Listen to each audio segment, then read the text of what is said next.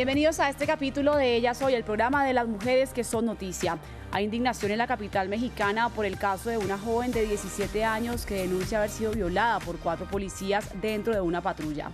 El caso ha generado todo tipo de reacciones en la opinión pública del país y ha llevado a que centenares de mujeres se tomen las calles de Ciudad de México para pedir que aquellos que están llamados a proteger a la población no terminen siendo los victimarios de quienes más lo necesitan. Antes de hablar con nuestra invitada de hoy, veamos el siguiente informe. Nos violan, no nos cuidan. Esa es la consigna que se escucha en todos los rincones de Ciudad de México, en medio de la indignación de centenares de mujeres que rechazan un hecho atroz. Estamos manifestándonos en contra de la impunidad que se ha presentado en el caso de la jovencita que fue violada en Azcapotzalco. Nos sentimos enojados, nos sentimos con miedo, nos sentimos vulnerables porque la policía es la garante de nuestra seguridad, es la garante de todos los ciudadanos y bueno, pues creo que no está cumpliendo con su cometido, pero más allá nos está violentando, nos están matando, nos están violando. Una joven de 17 años denuncia haber sido violada por 4 policías dentro de una patrulla a principios de agosto. El movimiento feminista mexicano se levantó en manifestaciones apoyando a la joven y exigiendo justicia. Venimos el día de hoy a pedir justicia para la compañera que fue agredida por 4 oficiales. Es muy absurdo que la misma gente que según está para protegerte sea la que te viola, ¿no? Las autoridades mexicanas aseguran que los atacantes ya fueron detenidos y que se están analizando varios videos de seguridad en el marco de las investigaciones. Sin embargo, las mujeres de la capital mexicana claman por justicia y por un cuerpo de policía que las cuide y no las viole. Porque no puede ser posible que en quienes nosotros tenemos que confiar, que son los que nos tienen que dar esa seguridad, son los mismos que cometen estas atrocidades de violaciones. Y creo que entonces si ellos mismos son los que las cometen, tenemos que ver de alguna manera que se pueda lograr esta justicia. La violencia contra las mujeres es un problema persistente en el país azteca con más de 1.100 feminicidios entre enero a mayo de 2019, según cifras del gobierno. Solo en Ciudad de México, 94 mujeres han sido asesinadas en lo que va de este año. Para analizar este tema saludamos a Brenda Hernández Arana, consultora de la Alianza de Innovación de Estrategias Legales, quien se comunica con nosotros desde Ciudad de México, justamente el lugar de las manifestaciones. Brenda, bienvenida a Ellas Hoy. Y quiero empezar preguntándote justamente por las cifras que acabamos de ver. ¿Sigue en aumento o por lo menos no se detiene el feminicidio, los actos de violencia contra la mujer en México, con uno de los índices más altos de América Latina? Sabemos también que eso también se debe al aumento en los casos de denuncia, pero ¿cuál es la situación desde tu punto de vista? Saludos, Liliana, te saludo a ti y a tu público desde la Ciudad de México. Sí, efectivamente ocurrió este desagradable, penoso caso de la jovencita de Azcapotzalco. Esta alcaldía se encuentra al nororiente de la ciudad y es una zona, pues de alguna forma, con no tanta luz, poca seguridad, pero ahora nos encontramos con que los atacantes son estos 4 policías que abusan de ella y que esto genera el activismo y la manifestación de diversos colectivos, principalmente de mujeres, como tú puedes ver en las imágenes, como pudimos ver aquí quienes vivimos en la Ciudad de México.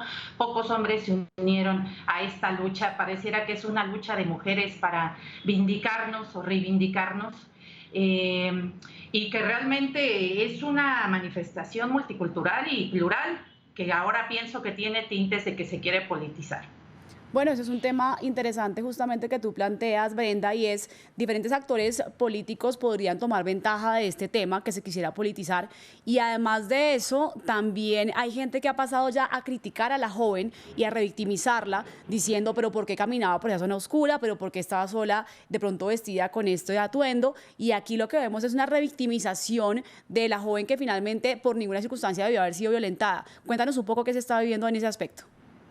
Así es, mira, ya hemos tenido algunos antecedentes respecto de tomar o centrar como parte de las indagatorias la calidad moral o los prejuicios o qué hacía la víctima antes o después. Eso ocurrió en un caso de la UNAM que incluso a la joven decían reprobó tal materia, debía 20 pesos. O sea, realmente este es un factor que se tiene que dejar de un lado y en el que los medios de comunicación, desde luego, deben de apoyar y contribuir en que no sea un factor de medición o un factor de acceso o minimizar el acceso a la justicia de esta joven. Es muy delicado el tema porque ahora sabemos que es una jovencita de 17 años, muy normal, venía de una fiesta la madrugada, y esa conducta no debe de relacionarse en lo más mínimo. Sin embargo, también te puedo decir que a mí, como consultora en derecho, como defensora también de derechos humanos y feminista, me preocupa mucho, uno, el factor de los policías, que ahorita pues podemos hablar de eso, pero también la filtración de la información. Eso es sumamente delicado. Aquí ya sabemos prácticamente quién es la joven y todos los factores intimidatorios que se han venido suscitando a ella y a su familia, que por eso la joven no quiere aparecer. Claro, esto es un factor que afecta enormemente la denuncia en los casos de violencia hacia la mujer, llámese violación, llámese violencia intrafamiliar, y es que la víctima termina siendo estereotipada y termina siendo violentada ya después por la opinión pública, termina siendo señalada y termina siendo de alguna forma, ya lo había dicho yo, revictimizada al señalarla como parte de la responsabilidad en este tipo de casos que por supuesto no la tienen. Hablemos justamente de los policías. Está indignada la población mexicana porque ellos, en vez de escoltarla realmente a su casa, de protegerla y guardar su seguridad, la violentan, y además de eso, volviendo al tema de la filtración, también filtran unas fotos de la chica, los mismos atacantes. ¿Cómo podemos entonces analizar que la misma policía sea la que ataca a la mujer en vez de cuidarla? Reprobable, totalmente inaceptable, porque has dicho algo sumamente importante aquí.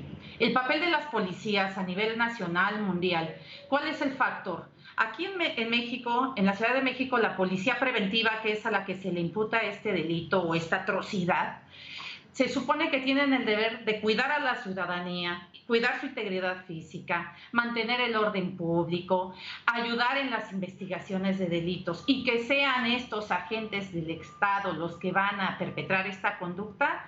Debe de haber un mensaje claro del Estado y de la Procuraduría en este momento, de la jefa de gobierno, para tener acciones contundentes. A mí me consterna, me molesta mucho la situación de que estos policías incluso no habían sido suspendidos, estuvieron circulando en la ciudad, seguían ejerciendo un servicio público de seguridad y trabajando como si no pasara nada mientras esta joven vivía todo este terror de la situación por sí y después de la filtración. Entonces, definitivamente sí tiene que haber un agravante. El Código Penal de la Ciudad de México establece que cuando este tipo de acciones son cometidas por agentes del Estado, hay hasta 2/3 partes que se aumenta la condena. Aquí donde las mujeres en Ciudad de México proponen esta consigna de nos violan, no nos cuidan, más bien ellas piden es que la policía, la que está llamada a cuidarlas, no termine violentándolas. Pero también te quiero preguntar, Brenda, en cuanto al marco legislativo, vemos que en América Latina han ido avanzando algunas legislaciones, en países como Argentina, en países como Colombia, diferentes legislaciones que protegen a la mujer en cuanto a feminicidios, en cuanto a algunos derechos individuales, como por ejemplo el derecho al aborto. ¿Cómo está en Ciudad de México la legislación de protección a la mujer? ¿Está ya tipificado ese tipo de delitos en particular? Y también si eso es suficiente para que realmente cambie la mentalidad de la población mexicana. Así es, Liliana. Mira, fíjate que a partir del contexto, principalmente México se ha visto impulsado a renovar o actualizar a una realidad social su legislación a partir de los marcos internacionales y principalmente lo que es el sistema interamericano de justicia.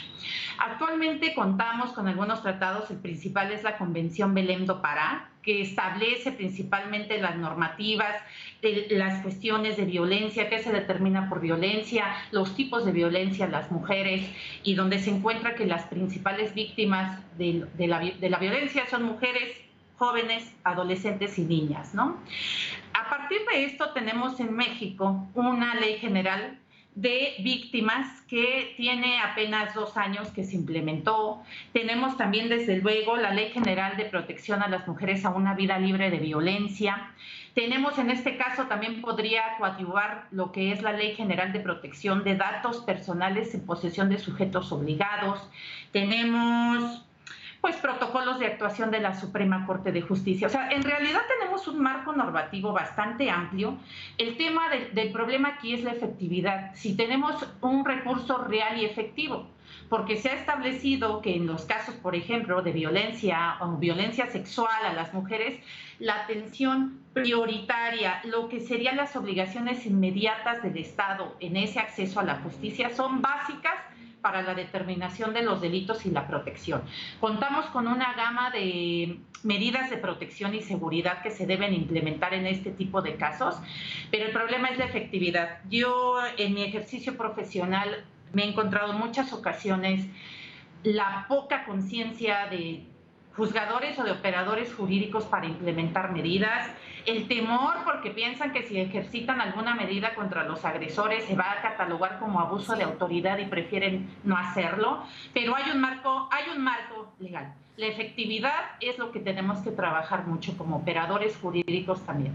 Y por último, Brenda, porque ya se nos acaba el tiempo, quisiera que tú desde tu experiencia nos des una frase en cuanto a transformar esta mentalidad machista que persiste en América Latina, en países como México, fuertemente, para saber que no es solamente la marcha en la calle ni el marco legal, sino la mentalidad de las personas, hombres y mujeres, para derrotar el machismo. Sería un discurso, sería una construcción en la cultura jurídica. Si la construcción se hizo a partir de la sociedad, la podemos volver a reescribir con conciencia y transformación jurídica y social. Pues agradecemos a Brenda Hernández Arana, consultora en temas de justicia y feminista, quien se conecta con nosotros desde Ciudad de México para analizar este caso, donde una niña de 17 años fue violada por 4 policías en Ciudad de México, y esto ha despertado al movimiento feminista del país y de toda América Latina. Gracias, Brenda, nuevamente por estar en France 24, y ustedes también gracias por estar con nosotros. Continúen con más en nuestra página web www.france24.com. Nos vemos más adelante.